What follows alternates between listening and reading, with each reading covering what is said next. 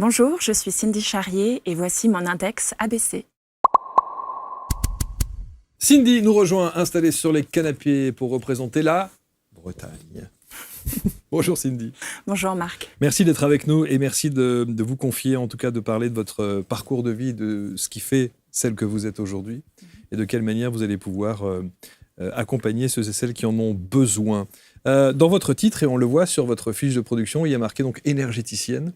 Mais on va voir que pour arriver à celle que vous êtes aujourd'hui, il y a un tout autre chemin qui est, alors je dis tout autre, parce qu'on ne commence pas nécessairement dans l'énergétique, mais pourtant qui est aussi un chemin d'accompagnement. Oui, exactement. Tout commence toute jeune aussi. L'énergétique, j'y étais connectée. Ouais. Enfant, ma mère me disait que je communiquais avec mon guide dans ma chambre parce qu'elle m'entendait parler à quelqu'un. Et je devais la rassurer en lui disant « Rassure-toi maman, je suis en train de parler avec mon ange et je fais passer les gens dans la lumière. Wow. » Voilà. Mais ça, je l'ai su quand j'avais 30 ans. Comment accueille votre maman cette information ? Alors sur le moment, plutôt bien. Elle se dit « Bon, si tout se passe bien, Okay. j'ai pas à m'inquiéter. » Est-ce qu'elle était dans la philosophie du « ma fille a un ami imaginaire » ? Peut-être. Ouais. En tout cas, elle ne me l'a pas précisé à ce moment-là. Vous en avez jamais reparlé ? Non. Non, parce que je l'ai su très très tard. Je l'ai su à 30 ans, donc des années plus tard. Ok. Voilà. Il y avait des rêves prémonitoires. Oui, beaucoup. Un exemple ? Vous avez un exemple à nous Des donner ? crashs d'avion à répétition. Mon Dieu. Et c'était très angoissant parce que dès que je rêvais d'un crash d'avion, le lendemain, on m'apprenait qu'un avion s'était crashé. C'était rêve et résultat tout de suite. Il y en a un qui vous a marqué plus qu'un autre ? Oui, le 11 septembre. oui, le 11 septembre, parce que je me suis vraiment réveillée avec énormément de détails. Et je répétais sans arrêt, il y aura un avant, il y aura un après. Alors moi, à l'époque, qui vivais en banlieue parisienne, je pensais que c'était peut-être la tour Montparnasse. Je ne savais pas forcément où ça se situait dans le monde. Voilà, j'avais rêvé d'une petite chapelle aussi qui s'était écroulée. Alors j'ai su par la suite, avec plusieurs témoignages, que je n'étais pas la seule à avoir vu ce petit détail-là, dont on a parlé un petit peu moins à la télé. Et ça, c'était la veille du 11 septembre ? Alors, c'était pas la veille. C'est parti à la base d'une amie qui m'avait dit « Mais quitte à faire des rêves prémonitoires, est-ce que tu pourrais pas les dater ?» Et je lui dis peut-être, je demanderai, je verrai comment ça se passe pour la prochaine fois. Et j'ai fait ce rêve dans la nuit entre le 10 et le 11 août 2001. Donc, un mois avant. Et je lui ai dit « Écoute, j'ai l'impression que dans un mois, le 10 septembre, il se passera quelque chose. » Et le 10 au soir, elle m'appelle, elle me dit « C'est n'importe quoi !» Bah oui, mais moi j'étais soulagée. J'étais soulagée. C'est le lendemain où là j'ai beaucoup moins rigolé et qu'elle m'a rappelé, elle m'a dit ah oui, effectivement, si un jour tu rêves de moi, tu me diras. Voilà. Est-ce que ça, c'était, je pose souvent cette question, est-ce que c'était un fardeau, ça, ou vous avez pris ça comme une espèce de grâce en se disant c'est quand même formidable d'avoir cette faculté-là ? Alors je ne l'ai pas pris du tout comme une grâce, je le prenais comme un fait. Ok. On fait des cauchemars la nuit, c'est les miens. Mais vous dites pas c'est génial, ou vous dites pas non, c'est au secours, je ne veux plus ? Non, parce que je ne faisais pas que des cauchemars, que des prémonitions de catastrophes. Je faisais également des rêves de bonnes nouvelles. J'ai rêvé de la venue de mon petit frère avant même que ma mère sache qu'elle était enceinte. Et donc j'ai pu dire oui, je sais que tu es enceinte et je sais que c'est un garçon. Et votre maman savait qu'elle était enceinte ? Non. Alors à ce moment-là, oui, puisqu'elle nous l'annonçait. Je okay. dis oui, mais je le savais déjà et en plus je sais que c'est un garçon. Donc elle me dit mais comment tu sais ? Et je lui dis par clairvoyance, et ça se manifeste. Vous n'avez pas le prénom ? Non, j'avais pas le prénom. Mais j'avais une image fixe de mon frère dans un transat posé sur la terrasse pendant qu'avec ma maman, on jouait dans le jardin avec mon autre frère. Et cette image, je l'ai eue des années plus tard parce que le couffin a été offert comme cadeau de naissance. C'est incroyable. Et votre frère, il a quel âge aujourd'hui ? Il a 35 ans. Il a 35 ans. Il sait tout ça ? Oui. C'est peut-être lui qui me parlait à travers mes rêves, qui m'annonçait sa venue, je ne sais pas. Je suis toujours autant fasciné par ce genre de choses, et je suis aussi fasciné par le naturel avec lequel vous dites oui, c'est comme ça. Je me posais pas de questions à ce moment-là. On fait de jolis rêves, on fait des cauchemars. Je me suis dit, ça fait juste partie de mon quotidien. Enfin, quand il y a des synchronicités comme ça, comme le 11, par exemple, le 11 septembre, là, effectivement, on peut peut-être se dire qu'il y a autre chose qu'un simple rêve ou un simple cauchemar, quoi. Mais je me suis pas posé la question de savoir ce que je pouvais en faire à ce moment-là. Maintenant, c'est un peu ma phrase récurrente. Dès que quelque chose se présente, ok, mais qu'est-ce que je peux en faire ? Ouais, c'est ça. Oui. Quel est Maintenant, le je me message ? pose, oui. Ouais. Est-ce que ça veut dire aujourd'hui que quand vous avez une information et qu'elle s'adresse à quelqu'un à une personne avec laquelle vous êtes en contact, vous donnez cette information systématiquement ou pas ? Pas systématiquement, mais s'il y a danger, oui. Ça m'est arrivé de prévenir un ami parce que je voyais son appartement, je voyais une prise électrique, j'avais un numéro. Et je lui ai dit, je ne sais pas pourquoi, je vois une prise avec ce numéro, est-ce que tu peux vérifier chez toi ? Il a vérifié et il y avait un défaut sur la prise, son appartement aurait pu prendre feu. Et c'était bien le numéro ? Oui, c'était le même, oui. Donc là, oui, c'était nécessaire de transmettre. Vous êtes médium ? On me l'a déjà dit, on me dit, vous êtes médium ? J'ai dit, ah bon ? Ah, qu'est-ce qu'il vous faut de plus ? Non mais sérieux, qu'est-ce qu'il vous faut de plus ? Non mais... C'est une Enfin, appellation quand vous comme une avez autre. quand même... Oui, d'accord, mais nulle part vous le mettez, vous le Non. mentionnez. Non, Non. vous voulez pas être estampillé médium ?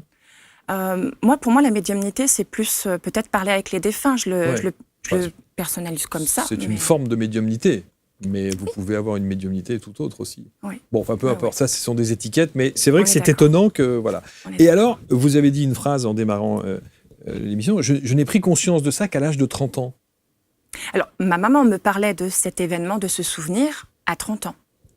Mais c'est vrai que pendant toute une période de ma vie, il y a quelque chose qui s'est coupé. J'étais dans ma vie Ouais, d'étudiante, normal. de Ouais, jeune ça. femme.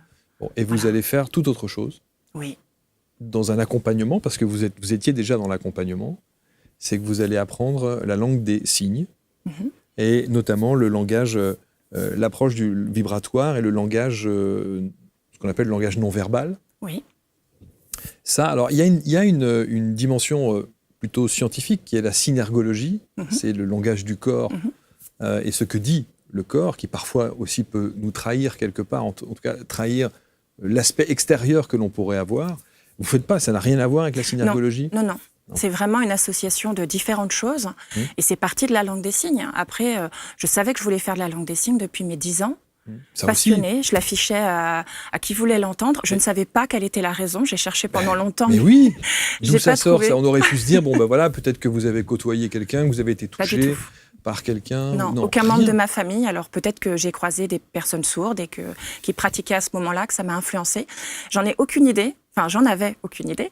Puisqu'il y a 3 ans, j'ai eu l'occasion de faire un voyage chamanique. Ben voilà. Et je suis revenue de ce voyage avec des souvenirs en plus. Mm. Des souvenirs que j'avais occultés. Et en fait, il s'avère que vers 6-7 ans, peut-être 8 ans, mon institutrice à l'école me mettait du scotch sur la bouche pour m'empêcher de parler. Alors je me suis dit, certainement que la rebelle en moi s'est dit, puisque je ne peux pas utiliser ma voix, j'utiliserai tout le reste. Les mains, le corps, le visage. Et le voyage chamanique vous a fait remonter jusqu'à cette période-là ? Mm. Ok. C'était pas l'intention, c'était juste... Il n'y avait pas d'intention posée. Je suis vraiment revenue en me disant, mais je me rappelle de ça. Alors j'étais certainement trop bavarde. Mm. Je ne sais Les pas. humiliations de l'école, Mm. on en a tous connu quelques-unes Ouais. comme ça. J'en ai aussi. Ouais. Mais j'ai été accompagnée tout le long du parcours parce que, Mm. une fois adolescente, on m'a guidée aussi vers le théâtre. J'avais vraiment, comme je vous parlais tout à l'heure, en clairvoyance, comme un écran de cinéma, le mot qui s'affichait, théâtre, théâtre, et j'étais terrorisée à l'idée de faire du théâtre, mais je savais que c'est ce qu'il fallait que je fasse parce que l'élan du cœur était là. Et la prise de parole en public. Exactement. Pour quelqu'un qui avait du scotch sur la bouche C'est petite, là, c'est un joli pied de nez. C'était une façon peut-être d'apprendre à faire entendre ma voix, Il y a justement. de fortes chances. Oui. Donc la langue des signes, parce qu'il faut quand même, c'est une grosse partie de votre vie. Exactement, oui. Et vous avez accompagné évidemment ceux et celles qui en ont. Alors je vous ai demandé tout à l'heure hors antenne, j'ai dit comment est-ce qu'on dit bonjour, et vous m'avez dit comme ça, en Oui. gardant la main bonjour comme ça, parce que si on le Vers la faisait vers personne. le bas, ça veut dire Si on fait merci. vers le bas, c'est merci. Merci. Mm. Voilà, très bien. Qu'est-ce que vous en gardez de cette partie de vie? Ah, que du bon, que du bon. Ça a été pour moi mon fil conducteur qui m'a guidée de mon enfance à maintenant. Mmh. Je ne l'ai pas occulté, je continue d'être formatrice. Formatrice en langue des signes pour les tout-petits. Alors formatrice en communication gestuelle pour les tout-petits. Je forme les professionnels de la petite enfance. Et je forme également à d'autres choses, puisque la gestion des émotions, la gestion du stress, ça m'a permis de... Voilà, ça a été une porte d'entrée finalement. Alors ça aussi, j'ai vu quelques reportages là-dessus que je trouve absolument fascinants. C'est effectivement, dans les crèches par exemple, il y a des personnes qui accompagnent d'autres personnes au langage, à la langue des signes précisément, parce que ces petits qui par définition n'ont pas encore le langage, peuvent avoir la gestuelle. Exactement, c'est beaucoup plus naturel pour eux. Ça, c'est extraordinaire. Et ça permet d'expliquer certaines choses. Et ça permet à l'enfant, notamment, de pouvoir réagir et de pouvoir se faire comprendre. J'imagine. Ah oui, c'est formidable, c'est même magique.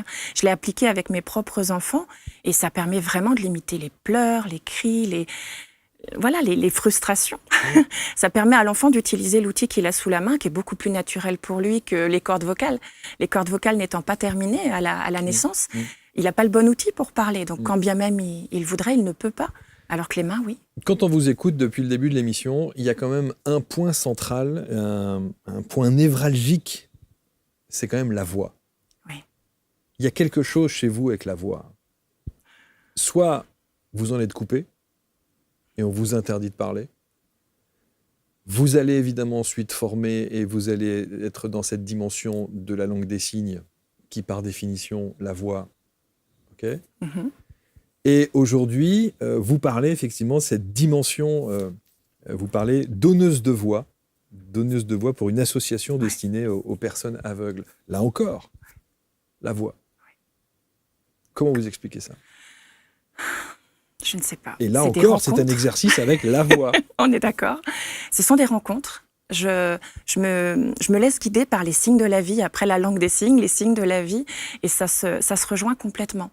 Vous me parliez de médiumnité tout à l'heure. Je me dis que quelque part, je l'étais déjà quand j'étais interprète en langue des signes, puisque je faisais déjà le pont entre le monde des sourds et le monde des entendants. J'étais au milieu. Donc finalement, j'ai toujours été médium d'une manière ou d'une autre, à mettre en relation deux mondes qui ont besoin de se connecter l'un à l'autre. Mais aujourd'hui, vous avez envie de franchir un autre cap, un autre pont, et vers le soin énergétique, véritablement. Oui. Alors c'est une envie et c'est une demande qui m'est faite. Par qui? Par l'élan du cœur, par les messages que je reçois. Alors ça s'affiche la plupart du temps par des mots qui clignotent et qui deviennent très obsédants. Alors très obsédants, ça n'est pas non plus dérangeant, mais c'est à moi de choisir si j'accepte ou pas.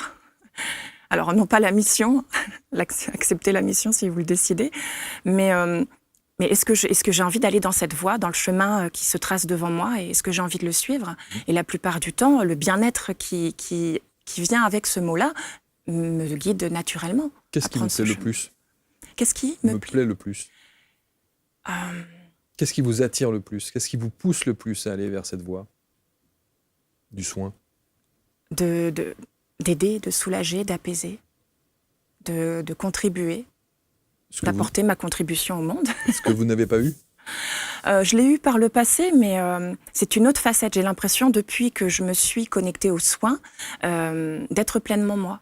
Et c'est ce que je fais aujourd'hui. J'accompagne des hommes, j'accompagne principalement des femmes aussi, qui sont justement dans cette frustration de ne pas se sentir pleinement elles-mêmes, de ne pas se sentir vraiment connectées à leur essence d'origine, de se sentir frustré, de faire beaucoup pour les autres, mais de se freiner en quelque sorte. Et j'ai l'impression, peut-être, alors j'ai réussi à tourner ça à mon avantage, c'est une chance pour moi, d'avoir été freinée. Vous avez été enfant. Ça. Ouais, c'est ce que j'allais vous demander. Voilà. Et aujourd'hui, de faire entendre ma voix, non pas forcément avec mes opinions et mes pensées, mais de transmettre une sorte de guérison avec la fréquence de ma voix. Depuis toujours, c'est très drôle, on me parlait avec, on me référençait avec ma voix. J'étais prof en langue des signes. Vous parlez de votre timbre de voix. Oui, c'est-à-dire que je faisais de la langue des signes, j'accompagnais les enfants dans les écoles, je faisais des animations. Et les parents me disaient, je me souviens de vous, je me souviens surtout de votre voix. Alors c'est étonnant. Je me souviens d'un exemple assez amusant. Je vais au spa avec des amis, je rentre dans une pièce qui est complètement enfumée, on ne voit pas qui est là. Et je discute avec mes amis et au bout d'une phrase, il y a une personne qui me dit « Cindy, c'est toi ?» « Oui, qui c'est ?» Et la personne se présente et elle me dit « C'est dingue, hein, je te reconnais à ta voix alors que tu es la prof de langue des signes. » J'ai trouvé ça amusant. Et c'était un parent d'élève. Voilà. Alors comment ce soin, parce que vous vouliez faire du soin énergétique, vous faites du soin énergétique, ce soin énergétique et cette dimension vibratoire par la voix, du coup, quel outil vous utilisez pour le soin? Alors pour le soin, j'utilise le langage non verbal et c'est là que tout mon parcours en langue des signes prend sens parce que du coup, je me suis rendu compte que je n'ai pas forcément besoin de me former. Encore une fois, ce besoin de formation pour essayer de gagner en légitimité, ça a toujours été là. Je vois bien qu'en regardant une personne, quand j'accueille une personne dans mon studio énergétique, je suis en capacité de voir, lorsqu'elle me raconte son histoire, si son histoire est cohérente avec l'histoire que me raconte son corps. Parce qu'on tient un discours Ou si elle se ment. ou si elle se ment, et très souvent, il y a des mensonges. Non pas voulus, c'est des mensonges inconscients. Inconscient, bien sûr. C'est-à-dire qu'on se dit, oui, quand j'étais enfant, j'avais ces souvenirs-là, il s'est passé ci et ça, mais le corps me dit, c'est absolument pas ce qui s'est passé. Mais c'est le souvenir que la personne en a gardé pour se protéger, pour continuer d'avancer. Alors, essayez de nous décrire précisément ce que vous... C'est ça qui est difficile de mettre des mots, en fait, sur ça. C'est-à-dire que vous êtes face à quelqu'un qui va vous raconter quelque chose, et vous ressentez que... J'observe. Vous observez que son corps dit autre chose. Oui. Et donc, ça passe par quoi? Quels sont les signes distinctifs qui font que vous vous dites... Ça peut pas être ça. Alors, c'est pas tant un tel mouvement signifie donne telle information. Il n'y a pas une gestuelle particulière non, ou quelque chose comme ça. Okay. On pourrait creuser un petit peu le sujet. On pourrait se dire, quand elle fait ça, c'est qu'elle a envie de mordre, ce qui est vrai dans le langage non verbal. Mais à ce moment-là, la personne a peut-être juste besoin de se rassurer. Et puis, tout dépend de ce qu'elle est en train de dire. Si elle parle d'un agresseur, oui, forcément qu'elle garde une certaine colère. C'est pas aussi simple que ça. C'est vraiment le contexte qui va nuancer l'information qui m'est donnée. C'est vraiment là que ça se joue. Je me souviens quand j'étais au collège, je m'adossais à un arbre et j'observais les personnes autour de moi. Je me sentais un peu extraterrestre parce que les personnes autour de moi avaient un discours et je ne comprenais pas, leur corps me donnait d'autres informations et c'était pas cohérent. Voilà. Et aujourd'hui, je me rends compte que c'est exactement ce que je fais avec les personnes que je reçois. C'est que je suis là maintenant pour les accompagner dans cette incohérence, pour qu'on aille creuser ensemble ce qui se cache derrière. Et il y a les énergies que je ressens. Je ressens des vibrations, des informations, des mots qui s'affichent. Et donc, je guide la personne. Et je dis justement à cette personne-là, qu'est-ce qui fait que ceci, cela? Qu'est-ce qui fait que... Voilà. Et au fur et à mesure de ces mouvements, souvent, je vais leur dire, là, vous faites ce mouvement-là, qu'est-ce que vous ressentez tout de suite maintenant? Et ce qu'elle va me dire, est-ce que c'est cohérent ou pas? Quand vous étiez dans cette cour d'école à observer vos camarades de classe, et que effectivement on vient de vous raconter des choses et que vous sentez que c'est pas en corrélation avec leur corps, ça veut dire quoi que c'est pas en corrélation avec leur corps? Comment est-ce que vous pouvez nous décrire cette situation-là? C'est très délicat. Ben oui. C'est très délicat parce que c'est de l'ordre du ressenti. C'est vraiment... Et encore, j'avais pas les vibrations et toutes les informations ben oui, bien sûr, que j'ai maintenant. Bien sûr. Je peux pas l'expliquer. C'est vraiment... il y a tellement de subtilité. C'est-à-dire qu'aujourd'hui, vous pourriez être une tasse de café à prendre un thé et observer les gens qui sont autour, et vous savez. Alors, il faut qu'il y ait le discours. Il faut qu'il y ait le discours. Qui aille avec. Mais c'est-à-dire que vous pourriez entendre une conversation de voisins. Ah oui. Et vous dire, il y a un truc qui colle pas. Oui. C'est une puissance incroyable, ça. Oui, oui. C'est très fort. J'ai choisi de le mettre au service des personnes qui me consultent. Bon, vous avez pas, il n'y a pas un nom de technique, non? Vous n'avez pas créé un nom, un truc comme ça? J'attends. Une approche. J'attends l'information. Ça serait génial. Votre nom de famille, déjà, c'est? Charrier. Charrier, bon. Mais maintenant, je me suis baptisée la voix de Maïlia, parce que Maïlia serait, semble-t-il, mon prénom d'âme. Qui vous est venu comme ça aussi? Exactement, en canalisation. Information, oui. Okay. Exactement. Donc, quand vous avez besoin de cette information et que vous faites ces soins énergétiques, vous demandez? Oui, je ne travaille pas seule. J'ai mon équipe lumineuse avec moi et bien sûr. Mais ça veut dire que toute votre approche est systématiquement de l'ordre du ressenti et donc du questionnement et du dialogue? Ou est-ce qu'il y a des techniques et des pratiques que vous allez mettre en place dans ce soin énergétique? Alors, il y a différentes choses. Déjà, l'observation. L'observation, le ressenti, j'utilise aussi les fréquences de certains diapasons et puis l'hypnose, la fréquence de ma voix, oui. Voilà. Vous êtes consciente de ça? Je fais de mon mieux. Non, mais c'est fascinant parce que moi je suis très très sensible au timbre de voix, très très sensible, et je trouve que la vibration et parfois vous avez même des gens qui ont un timbre de voix qui est pas du tout en adéquation avec leur physique. C'est vrai. C'est vrai, pas ça peut être très surprenant aussi. Moi, j'ai vu des Golgoth avec des types qui sont comme ça, baraqués, machin, et on les voit comme ça. Donc, c'est très bizarre, très particulier. C'est vrai. Donc, ce soin que vous proposez aujourd'hui, donc, ce sont des séances qui durent combien de temps? C'est 1h30 quand il s'agit de séances individuelles, mais de plus en plus, je propose des stages, que ce soit sur des week-ends de 2 jours ou des semaines entières. Et voilà. En Bretagne, il y a de quoi faire? Oui. Il y a de quoi faire et puis profiter du décor aussi. Vibratoirement parlant, Exactement. Ça reste une région qui est quand même assez fascinante. Exactement. Et puis l'idée, c'est vraiment d'aller creuser, d'aller permettre aux personnes qui me consultent de retrouver leur cohérence, de se reconnecter à elles-mêmes. Souvent, ce sont des femmes qui portent beaucoup et qui ont confondu l'abandon de soi avec l'amour. Voilà. Est-ce que vous êtes capable puisque vous savez à quel moment le corps vous trahit quelque part, alors même si effectivement on dit toujours le corps ne ment jamais, le corps ne vous trahira jamais, mais peu importe, c'est-à-dire que le mouvement fait que c'est pas raccord avec le discours, le mouvement corporel. Est-ce que c'est valable pour vous aussi ? Bien sûr. Est-ce que vous êtes capable de dire ce que je dis là, mon corps et la gestuelle de mon corps dit l'inverse ? Pour vous ? Non, pour vous. Moi. Sur vous. Là, je sais que je suis en accord. Là, vous êtes en accord. Oui, parce que je fais en sorte de l'être. Après, D'accord. je ne suis pas dans le contrôle de mes mouvements. D'accord. N'importe qui analyserait mon langage non verbal, il trouverait des informations aussi. C'est l'inconscient qui se manifeste à travers le corps. D'accord. Voilà, moi, je travaille avec l'équipe intérieure, le mental, le cœur et le corps. Et le corps n'est pas le dernier. Mais c'est vrai que lorsque le mental rumine et que ça mouline, il y a beaucoup de personnes, je côtoie beaucoup de personnes qui sont beaucoup dans le mental, qui se sont laissés séduire par le développement personnel. Alors pourquoi je dis se laisser séduire ? Parce que je trouve que c'est très exigeant et puis ça peut être très culpabilisant quand on n'arrive pas à devenir la meilleure version de soi-même. C'est clair. Et est-ce qu'on le devient véritablement J'ai l'impression en fait que c'est comme des couches. J'ai l'impression que le développement personnel vient rassurer cette part de nous qui est à la recherche de mieux. Et donc on rajoute des couches, des couches, des couches. Et en fait, moi j'aime retirer toutes les couches superflues qui ne servent plus. Certaines nous ont servi à un moment de notre vie et ne sont absolument plus utiles aujourd'hui. Voilà, mon objectif, c'est surtout de faire du tri. Plutôt que de... on appelle ça thérapie parce qu'il faut bien mettre un mot dessus.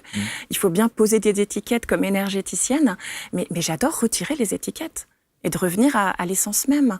C'est vrai que depuis tout à l'heure, j'ose même pas faire un geste avec mes doigts, avec mes mains. Et avec, je me dis, elle va analyser le truc et elle va se dire, attends, qu'est-ce qu'il a fait là ? Ça veut dire ça. Ah, si tu croises les jambes comme ça veut dire ça. Alors, je ne suis pas en analyse H24, je vous rassure. Bien sûr. Mais il doit y avoir de temps en temps. Mais c'est presque un jeu. Ah, mais parfois, ça me saute aux yeux, donc j'ai envie de le dire à la personne. Mais tu sais que là... Donc, des fois, je m'autorise à le faire, mais des fois, je n'ai pas envie de mettre la personne mal à l'aise non plus. Quand vous faites un dîner avec des amis et tout, vous devez observer, vous devez être en permanence en observation. Permanence, non. Non. Parce que vous savez faut lâcher couper, aussi. Faut couper un peu, bien sûr. Faut pas mais je trouve ça... Moi, être dans le mental. J'adore. Je trouve que c'est fascinant. Et de se dire que, en fonction du discours, vous savez si la personne est raccord, véritablement. Oui. Alors parfois, si elle est raccord avec elle-même, ou si elle me raconte des histoires pour m'amener sur un chemin qui n'est pas celui où je veux aller, je coupe et je ne vais pas forcément lui dire « mais tu sais que tu es en train de me mentir et que j'en ai conscience ». Est-ce que vous vous êtes, avant de venir ici, est-ce que vous vous êtes posé la question ? Quelle question ? La question de savoir si... vous aviez envie qu'on échange véritablement et si, est-ce que... La question, ne serait-ce que par rapport à moi, est-ce que vous vous êtes dit, OK, je peux y aller parce qu'il est raccord avec ce qu'il dit ? Ah oui. J'ai reçu l'information aussi. Je me suis réveillée un matin, le maître mot que j'ai reçu, parce que j'ai des maîtres mots tous les ans maintenant, et j'ai eu un maître mot qui est visibilité. Et ça brillait très fort et j'ai demandé comment je dois m'y prendre. Interview. OK, c'est souvent juste un mot. Alors après, à moi de faire avec. Interview. OK, comment je dois faire ? Envoyez-moi les signes. Je donne mon accord, donc j'accepte. Mon libre arbitre est respecté. C'est d'accord, je vais agrandir ma zone de connu et je verrai bien où ça me mène.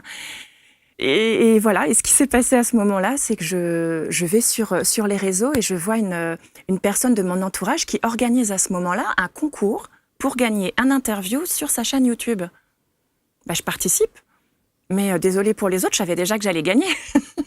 Et je l'ai gagné. Voilà. On a enregistré il y a un mois. Et ce qui est très drôle, c'est que dans la même journée, je regardais une de vos émissions et justement, je suis tombée sur une personne qui témoignait qu'elle avait rêvé du 11 septembre. Et à ce moment-là, ça a vibré de la tête aux pieds. Je me suis dit, est-ce qu'il faut que je postule ? Est-ce que je suis assez légitime pour faire ce type d'émission ? Un gros frisson, là encore, pendant que je vous en parle, ça vibre très très fort. Et je me suis dit, OK, allez. et j'ai eu un super échange par téléphone et tout se fait avec grande facilité. J'avais au contraire hâte de vous rencontrer puisque je savais que ça devait se faire. Je demande souvent ça, vous savez. Quand les gens viennent ici, parfois, ils me parlent de leur guide, ils me parlent voilà, d'une conscience supérieure, enfin on l'appellera comme on veut, et à chaque fois je pose la question, vous avez demandé l'autorisation et tout? On me dit, mais bien sûr, vous rigolez, je ne serais jamais venu sinon si je n'avais pas eu l'autorisation ou la validation. Hein. Donc c'est chouette. Alors aujourd'hui, donc, vous organisez effectivement des sessions. Oui. Des sessions d'immersion. Qui sont les gens qui viennent vous voir et qui participent à ça? Alors ce sont principalement des femmes, justement. Des femmes qui... Par volonté? Bien sûr. Je veux dire, c'est vous qui avez décidé que ça serait que des femmes? Non. C'est ça que je veux dire. Non, ok, d'accord. Ah non, okay. C'est ouvert. J'accueille également des hommes. Ok, d'accord. Force est de constater que ce sont majoritairement des femmes. Oui, voilà. Mais c'est vrai que les hommes qui viennent ont le même profil dans la mesure où ce sont des personnes qui se sont beaucoup sacrifiées quelque part. Ce sont des personnes qui n'ont plus de temps pour elles, qui commencent à ressentir des douleurs dans le corps, de frustration, de ne pas pouvoir être pleinement elles-mêmes, peut-être entendues, écoutées, acceptées, qui donnent tout à leurs proches, amour, attention, temps, énergie. Et lorsque l'on se rencontre pendant ces stages immersifs, on va creuser, on va travailler sur tout ce qui est blessure émotionnelle. Voilà exactement la première chose sur laquelle je travaille. Le corps, c'est la première information qu'il me donne. Il va me donner la blessure émotionnelle principale. Nous sommes bien évidemment concernés par toutes les blessures, à un niveau plus ou moins large, mais c'est la toute principale, celle qui doit être abordée en premier. J'ai eu l'occasion un jour d'avoir une personne qui voulait absolument travailler sur la colère. Elle dit, ça fait 2 ans que je travaille sur ma colère, j'ai fait tout le développement personnel approprié et je veux que maintenant tu m'aides à régler ça. Et en fait, tout son langage me disait, mais ça ne va pas être possible. Parce que... son langage corporel. Hein. Oui. Son langage corporel me disait que ça ne va pas être possible de travailler la colère. Et là, j'ai un mot qui me vient, elle est terrorisée. Et je lui ai dit, je vais te dire un mot, mais à toi de voir comment tu l'accueilles. Je perçois une petite fille terrorisée. Et là, son visage change, elle devient livide et les larmes montent. Et pendant que les larmes montent, je sens bien qu'il se passe quelque chose en moi aussi, c'est que je l'accompagne à libérer cette émotion. J'en suis pas juste témoin en face d'elle à attendre. C'est vraiment un travail, c'est un partenariat, c'est un travail en commun. Et à ce moment-là, elle me dit, mais en fait, c'est ça, c'est que je suis terrorisée. Et je dis, la bonne nouvelle, c'est qu'on va pouvoir travailler sur la peur pour ensuite accéder à la colère. Terrorisée dans son histoire, terrorisée dans son éducation, terrorisée... Oui. Ça la travaillait énormément. Il fallait aller étape par étape. Inconsciemment, pour le coup, en plus. Complètement. Et bien souvent, même dans les blessures émotionnelles de Lise Bourbeau, lorsqu'on connaît les 5 principales, il y en a bien d'autres, mais lorsqu'on connaît les 5 principales, on se dit, celle-là, c'est fait, celle-là, je travaille un peu, on est persuadé de notre parcours. Mais bien souvent, la principale, c'est celle à laquelle on est persuadé que, non, pas celle-là. C'est sûr. Non, mais c'est toutes, mais sauf celle-là. Je ne sais pas, bien souvent, c'est celle-là qu'il faut travailler. Mais avec laquelle on a composé. Quelle a été la plus grande pour vous? La blessure d'humiliation. Et c'était celle que j'imaginais le moins. Mais elle est guérie, ou alors elle est en passe d'être très clairement guérie depuis mon passage en Suisse. Et ça n'est pas que l'histoire du rouleau de scotch? Pas du tout. Non. Pas du tout. Tout a pris sens avec ce passage en Suisse où, pareil, c'est comme si ça avait ouvert une vanne. Plein d'informations sont arrivées et je me suis dit, mais oui, c'est vrai qu'à tel moment, tel mot, telle parole, telle chose, mais je me sentais pas diminuée puisque je me considérais avoir la chance d'exprimer qui je suis et après tout a pris sens dans le passé, oui. Et le maître mot de 2025, c'était la Suisse, justement. Début 2025, j'ai ce mot, Suisse. Qu'est-ce que je vais faire de cette information? Qu'est-ce que vous allez faire en Suisse? Pourquoi la Suisse? Qu'est-ce que je vais y faire? Parce que j'ai pas le mode d'emploi après. J'ai pas la feuille de route. Ouais, c'est le mot qui vient, quoi. Et après, il faut ça. effectivement... Et puis, ça clignote très fort. C'est-à-dire qu'on me fait bien comprendre... Puis, je suis pas une aventurière, aller à l'autre bout de la France, passer la frontière. Bretagne, donc vous êtes allé en Suisse? Oui, parce qu'en fait, cette année 2025, j'ai une amie qui a édité un livre, qui a sorti un livre et qui nous a proposé de partir en tournée pour faire la promotion de son livre. Et je lui demande, on passerait pas par la Suisse par hasard? Si, c'est prévu. Bon, très bien. Finalement, à une semaine du départ, tout s'annule pour des raisons X ou Y. Et ce qui est très drôle, c'est qu'1 mois plus tard, elle me dit, écoute, j'ai une conférence à animer en Suisse, un stage en Suisse dans un super centre de soins à Sion, l'être en soi. Et à ce moment-là, elle me dit, si tu veux, Tu peux me rejoindre, je peux t'héberger. C'est-à-dire que si ça rentre pas par une porte, ça va rentrer d'une autre manière. Ça doit être. Et ce qui est très drôle, c'est que j'avais fait un salon, parce qu'en 2024, on m'incitait à faire des salons de bien-être. Donc, il fallait que je me montre. Bon, très bien. Et j'avais rencontré une médium en face de moi qui, pour s'amuser, parce que j'avais rien demandé forcément à ce moment-là, elle me dit, on s'occupe, elle me tire les cartes, elle me dit, l'année prochaine, tu vas à l'étranger. Ça va guérir une blessure. À l'étranger. Qu'est-ce que j'irai faire? Okay. Oui, professionnellement. D'accord. Donc, mais j'ai pris l'information comme rangée dans un tiroir, dans un coin de ma tête. Et là, encore une fois, l'explication se mettait en place. Et quand je suis arrivée en Suisse, grosse surprise. Donc, déjà, j'y allais pas seulement pour 2 jours. Donc, je suis restée 2 semaines là-bas. Et tout s'est mis en place. J'ai retrouvé une amie là-bas. J'ai été accueillie. L'amie en question me dit, pour la conférence, tu seras pas dans le public, tu seras avec moi sur scène. Parce qu'il faut savoir que j'avais enregistré son livre en audio. Et du coup, elle avait récupéré des extraits de son livre auquel elle avait ajouté de la musique pour pouvoir diffuser pendant la conférence. Elle me dit, il faut qu'on sache que cette voix, c'est toi. Et est-ce que ça ne voulait pas dire que vous deviez rester en Suisse? Non, parce que je ne le ressentais pas comme ça. Je ne vous cache pas que je me suis posé la question. Ah oui. Parce que je me suis dit, là, tout se met en place. Et en fait, non, j'ai bien entendu que c'était ponctuel et que j'y retournerais peut-être 1 à 2 fois par an. Et depuis, j'y suis retournée dernièrement et j'y retourne dans 3 mois. C'est fascinant. En tout cas, quelle différence, pour finir, quelle différence il y a entre les sessions de 2 jours et les sessions d'une semaine? Alors, les sessions de 2 jours, on va aller plus créer de l'espace. L'idée, c'est de justement retirer un petit peu toutes les étiquettes, tous les freins, tout ce qui est lié à du transgénérationnel. C'est vraiment tout ce qui est lié à la libération des mémoires émotionnelles qui sont liées à la famille, les fidélités inconscientes. Tous ces schémas qui font qu'on les transporte avec soi, mais que ça ne nous définit pas. On fait de la place, on crée de l'espace. Et puis, le 2e jour, on vient y mettre tout ce dont on a besoin. Et ça, même si ça reste en collectif, ça reste du personnalisé quand même, puisque chacun, en fonction de son langage non verbal, va m'exprimer quel est son besoin. C'est l'inconscient qui dialogue et qui s'exprime à travers le corps. Il y a une émotion qui est exprimée et derrière l'émotion, il y a un besoin caché. Et c'est ce besoin caché qui est le plus intéressant pour moi d'aller creuser. Comme vous le disiez tout à l'heure, c'est amusant, c'est là que ça devient amusant d'aller creuser et de voir... il y a un petit quelque chose là. Et sur l'autre session, plus longue? Et sur l'autre session plus longue, c'est vraiment travailler sur toutes les blessures émotionnelles, enfin toutes, au moins les 5 principales, et toutes les émotions que j'ai appelées les émotions lourdes, la culpabilité, la colère, la peur, parce que ce sont des émotions de manipulation. C'est-à-dire qu'aujourd'hui, on parle beaucoup de développement personnel et d'être dans le mental, de faire attention à la qualité de ses pensées, ce qui est tout à fait correct. Mais simplement, les pensées ne suffisent pas. Les personnes qui viennent me consulter sont des personnes qui ont déjà suivi un certain parcours, sans doute, qui ont compris énormément de choses. Je ne suis pas là pour leur apprendre quelque chose. Je suis là pour les aider à se délester de ce qui ne leur correspond plus aujourd'hui pour revenir à l'essentiel. C'est comme si au fur et à mesure de notre parcours de vie, on était fragmentés, fissurés, avec des blessures, avec tout ce qu'il en est. Et il y a des parts de soi que l'on refuse, que l'on met de côté. Et en fait, on déblaye tout ça, on récupère toutes les parts de soi et on revient vers l'unité. Je travaille beaucoup avec l'énergie christique. Dieu, don inconditionnel d'expression de l'unité. L'idée, c'est de revenir à cette unicité, donc de se reconnecter à sa source. Et en Bretagne. Magnifique. Voilà. Qu'est-ce que vous aimeriez, Cindy, qu'on retienne de vous?